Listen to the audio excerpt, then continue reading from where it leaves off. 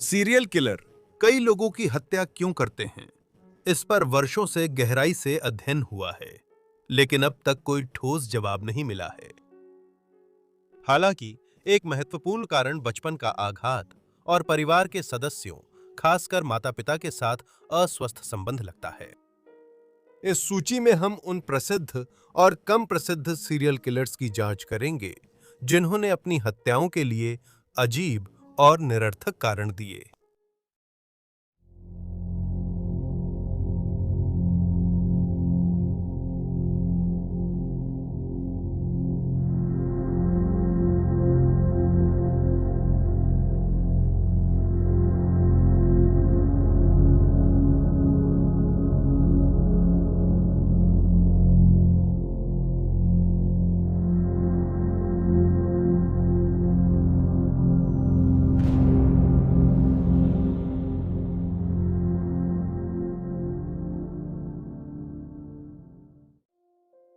Lester बाउर, एक विमान चुराने के लिए।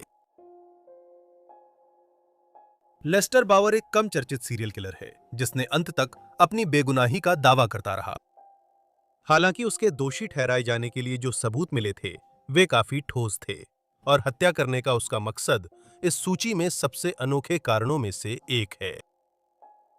बाउर का जन्म 20 नवंबर 1947 को आर्लिंगटन, टेक्सास में हुआ था, और दोषी ठहराए जाने से पहले वो एक कॉलेज शिक्षित केमिकल सेल्समैन थे, जिनका कोई आपराधिक रिकॉर्ड नहीं था, और वे शादीशुदा थे तथा उनके 2 बच्चे थे। अक्टूबर 1983 में बाउर टेक्सास के एक एयरक्राफ्ट हैंगर में बॉब टेट से एक अलग-अलग हिस्सों में खोला गया विमान खरीदने के बहाने गए थे। यह पता नहीं है कि दोनों व्यक्तियों के मिलने के बाद क्या हुआ, लेकिन थोड़ी ही देर बाद टेट सहित 4 पुरुषों के शव हैंगर में पाए गए। सभी के सिर में पास से गोली मारी गई थी। कुछ समय बाद बावर को उसके घर में पीड़ित के विमान के टुकड़े मिलने पर गिरफ्तार कर लिया गया। उसके मुकदमे में अभियोजकों ने तर्क दिया कि बावर ने टेट को मार डाला ताकि वो वह विमान चुरा सके, जिसे उसने पहले खरीदने के लिए सहमति दी थी। उसने जब वे अचानक हैंगर में आए, बाकी तीनों को मार डाला। जांचकर्ताओं को उसके घर में विमान के कुछ हिस्से और फियोची गोला बारूद मिला, जो हत्याओं में इस्तेमाल किए गए गोला बारूद से मिलता जुलता था। अभियोजन पक्ष ने तर्क दिया कि इस तरह का गोला बारूद एक महत्वपूर्ण कड़ी साबित हुआ, क्योंकि यह काफी दुर्लभ था। बावर ने जांचकर्ताओं से झूठ कहा कि वह कभी उस हैंगर में नहीं गया जहां हत्याएं हुई थीं। बाद में उसने वहां होने की बात मानी, पर खुद को निर्दोष बताया।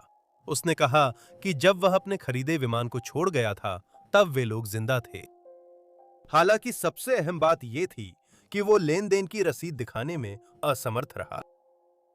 सबूत कमजोर होने के बावजूद 28 अप्रैल 1984 को बाउर को मृत्युदंड योग्य हत्या के 4 मामलों का दोषी पाया गया और उसे मौत की सजा सुनाई गई।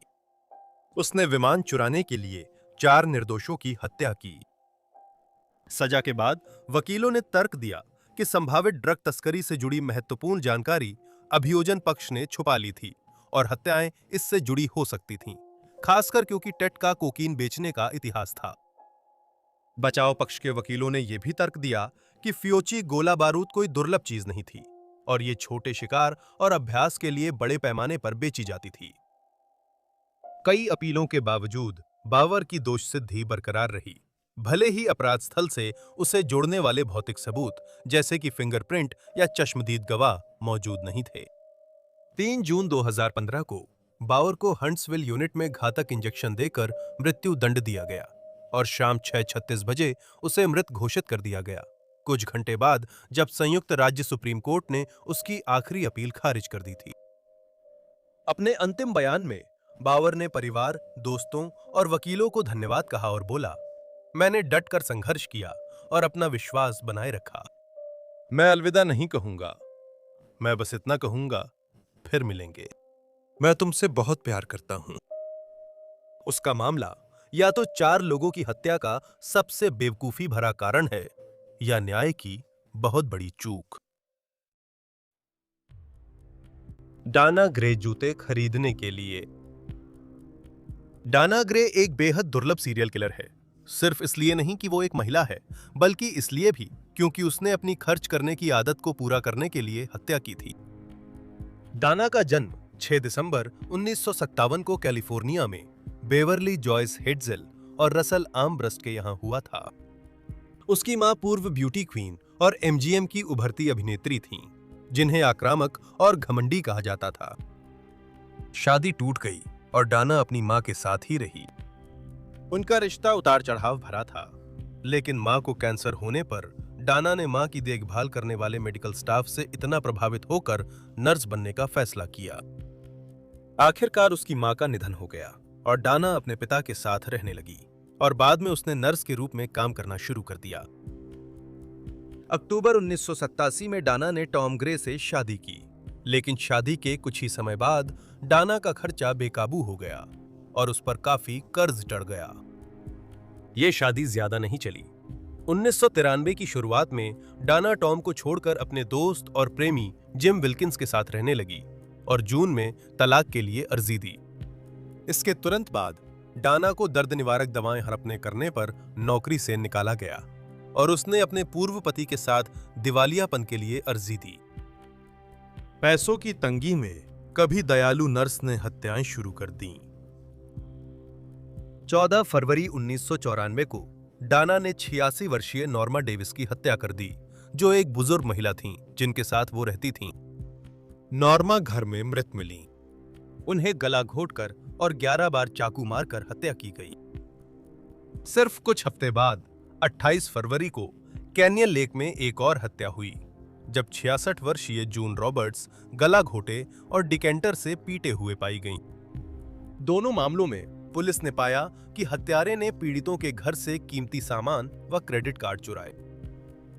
आगे चलकर रॉबर्ट्स की बेटी ने मां के क्रेडिट कार्ड पर कई संदिग्ध लेनदेन की सूचना दी। इनमें एक शॉपिंग स्प्री भी शामिल थी, जिसमें कपड़े, काउबॉय बूट्स, परफ्यूम, वोडका, एक स्की मास्क और एक लग्जरी स्पा में मसाज कराई गई थीं।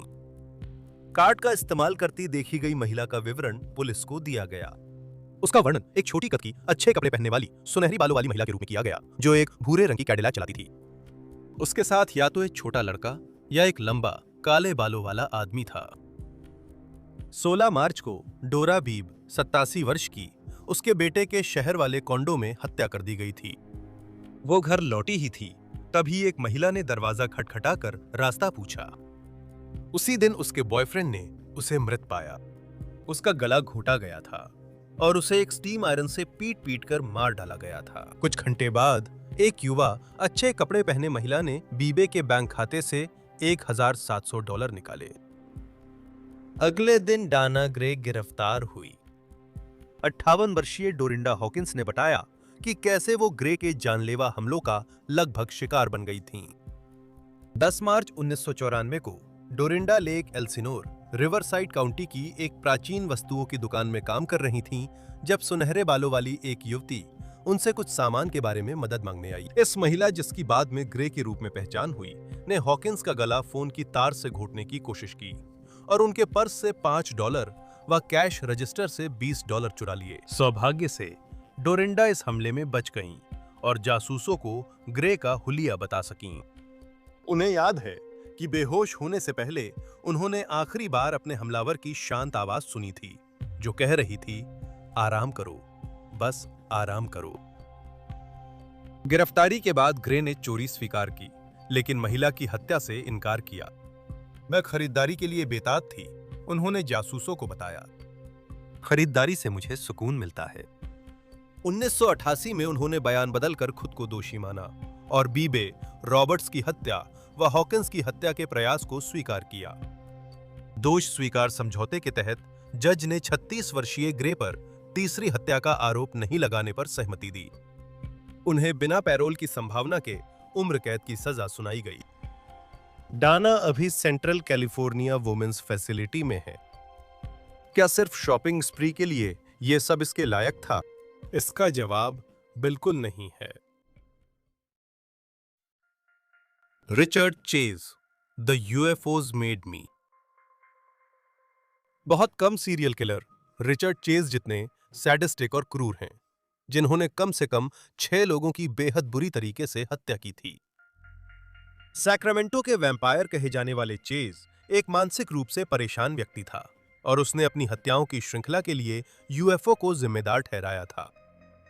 कम उम्र से ही चेज जानवरों के साथ बुरा व्यवहार करता था। उसने परिवार की बिल्ली भी मार दी थी। बाद में वह कच्चे खरगोश खाने और कुत्तों को मारकर खाने तक पहुंच गया। इन लक्षणों के बावजूद चेज स्कूल में लोकप्रिय और सम्मानित था। जैसे ही वह वयस्क हुआ, वह बदल गया दोस्तों, और परिवार से दूर रहने लगा और गांजा और एलएसडी का ज्यादा सेवन करने लगा। उसे पता चला कि वह नपुंसक है, जिससे उसके महिलाओं से रिश्ते प्रभावित हुए। चेज को हिपोकॉन्ड्रिया था। वो बार बार कहता कि उसका दिल रुक जाएगा या पल्मोनरी आर्टरी चोरी हो गई है। बस सोचता था सिर पर संतरे रखने से विटामिन सी दिमाग में जाएगा। इसके अलावा उसे लगता था कि उसकी खोपड़ी की हड्डियां हिल रही हैं, जिस वजह से वो इसे देखने के लिए अपना सिर मुंडवा लेता था। एक समय उसने मेडिकल किताब से मानव अंगों की तस्वीरें काटकर दीवार पर चिपकाईं, ताकि पता लगा सके उनमें क्या गड़बड़ी है। हालांकि उसकी बातों के बावजूद डॉक्टरों ने पाया कि उसके शरीर में कोई शारीरिक समस्या नहीं थी, लेकिन वो मानसिक रूप से बीमार था। जब उसका व्यवहार असामान्य हुआ, उसने मनोरोग वार्ड में समय बिताया और मनः प्रभावी दवाएं ली, जो मददगार रहीं। लेकिन उसकी मां को बेटे पर दवाओं का असर पसंद नहीं था। उन्हें लगता था ये उसे ज़ॉम्बी जैसा बना देती हैं। उन्होंने डॉक्टर से बिना पूछे उसकी दवाएं धीरे धीरे बंद कर दी। 29 दिसंबर 1967 को चेज ने पहली बार किसी इंसान की हत्या की और उसने 51 वर्षीय एम्ब्रोज ग्रिफिन को चलती गाड़ी से की गई गोलीबारी में गोली मार दी। यह हत्या बिल्कुल बेतरतीब थी। चेज अपनी मां से नाराज था और गुस्सा एक निर्दोष आदमी पर उतार दिया। उसका अगला शिकार टेरेसा वॉलन थी, जो 3 महीने की गर्भवती थी। चेज ने उस पर तब हमला किया जब वो कचरा बाहर फेंकने गई थी। उसे मारने के बाद उसने उसके शरीर को शत विक्षत किया और उसके साथ दुर्व्यवहार किया, कई अंग निकाल दिए और उसका खून पिया। फिर उसके गले में कुत्ते की बीट डाल दी। सिर्फ 4 दिन बाद 27 जनवरी 1978 को चेज ने एवलिन मिरौत के घर में घुस गया और इमारत के अंदर मौजूद सभी लोगों की हत्या कर दी, जिसमें एवलिन की दोस्त डैन मेरेडिथ, उसका 6 साल का बेटा जेसन और 22 महीने का भतीजा डेविड फेराडर भी शामिल थे। टेरेसा वॉलिन की तरह चेज ने वयस्क शवों से दुर्व्यवहार किया और बच्चे डेविड का शव लेकर एवलिन की कार चुराकर अपने अपार्टमेंट गया, जहां उसने बच्चे का सिर काटकर दिमाग का कुछ हिस्सा खा लिया।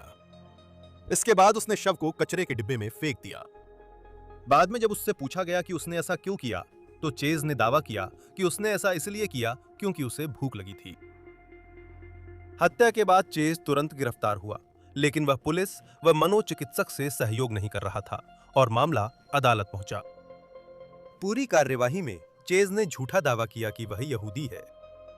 8 मई 1979 को जूरी ने चेज को प्रथम श्रेणी हत्या के 6 मामलों में दोषी पाया और यह तर्क खारिज कर दिया कि वह पागलपन के कारण निर्दोष है। चेज को गैस चैम्बर में मौत की सजा मिली। उसे सैन क्विंटिन जेल भेजा गया, जहां उसका अजीब व्यवहार जारी रहा। कैद के दौरान उसने कई दस्तावेज लिखे, जिनमें दावा किया गया कि उसके हत्या करने के कारण यूएफओ, सीआईए, माफिया और विमान दुर्घटनाओं से जुड़े हुए थे।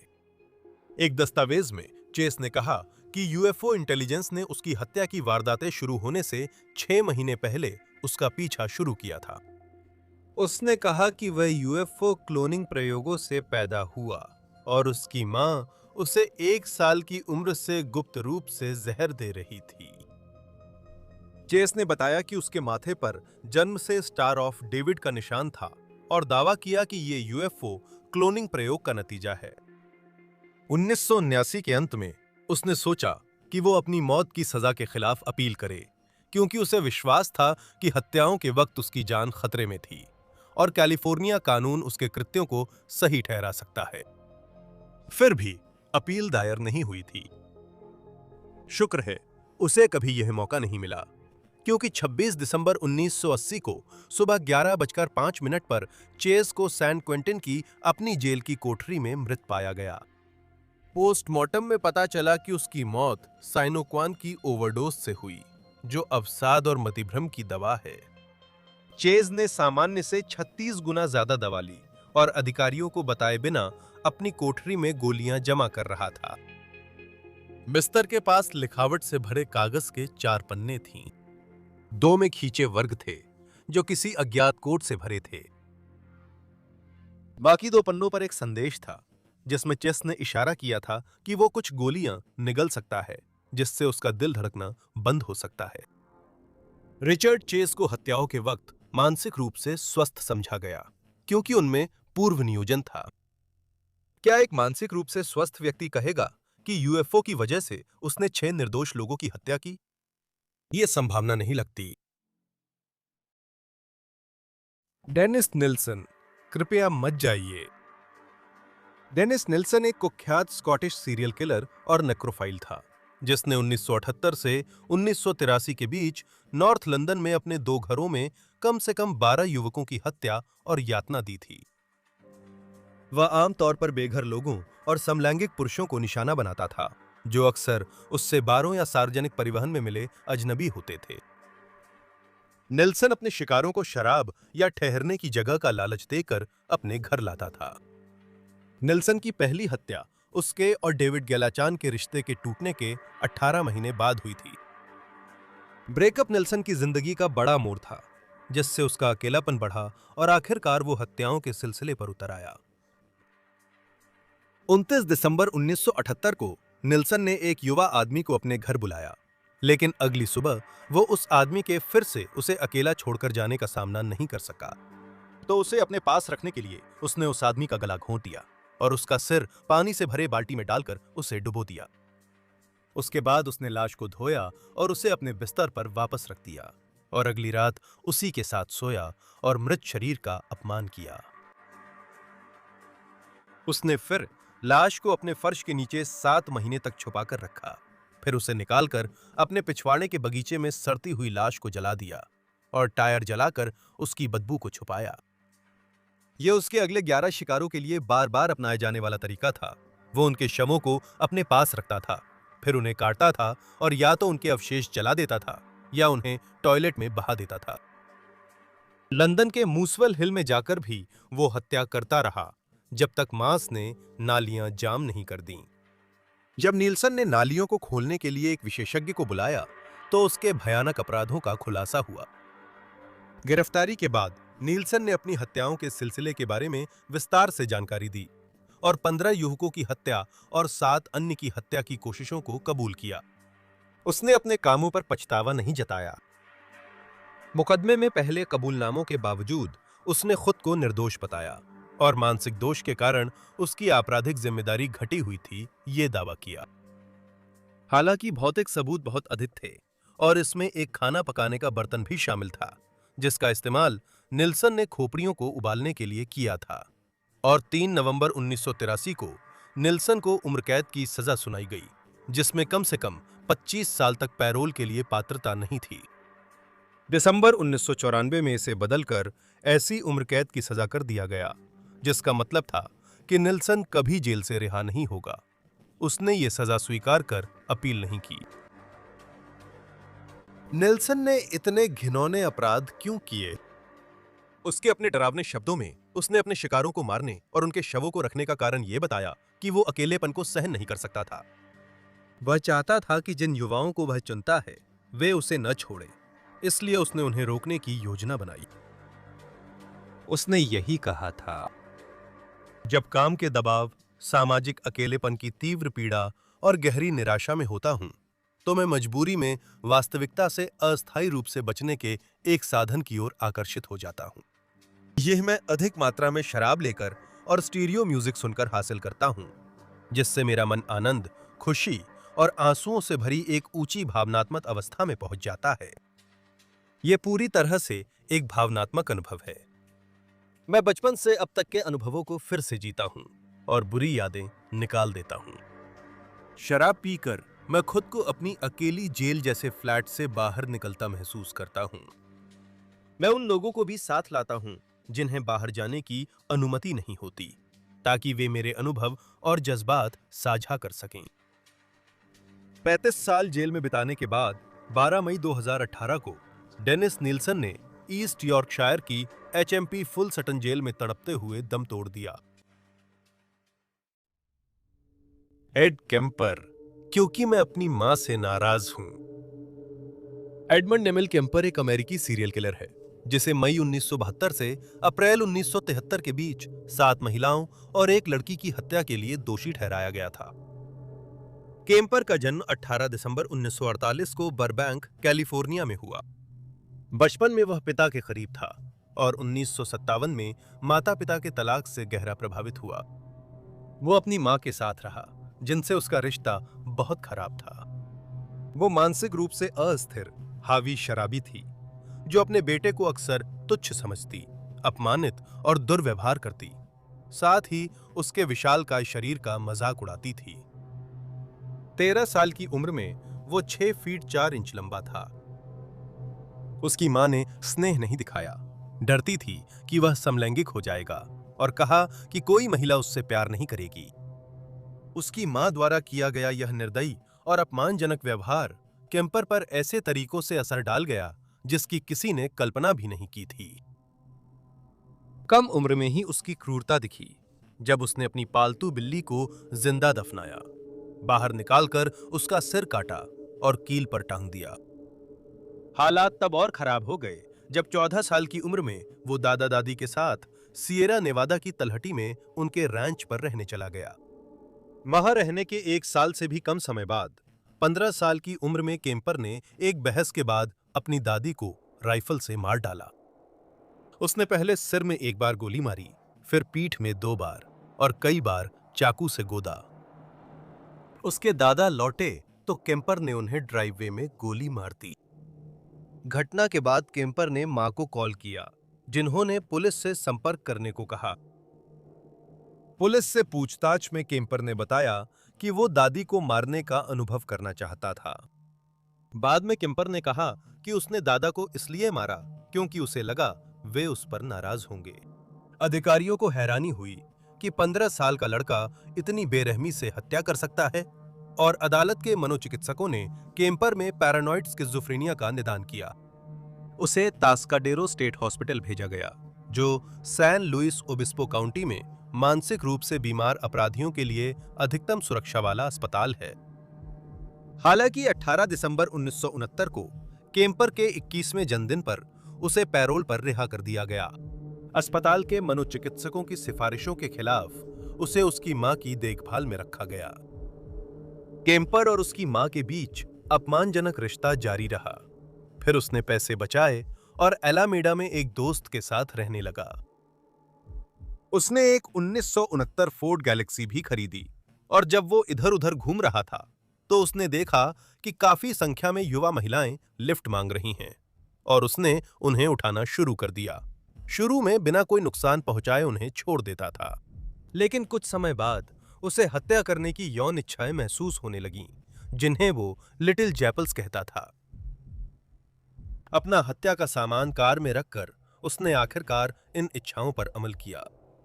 मई 1972 से अप्रैल 1973 के बीच केम्पा ने 5 कॉलेज छात्रों, एक हाई स्कूल छात्र, अपनी मां और अपनी मां की सबसे अच्छी दोस्त की हत्या कर दी।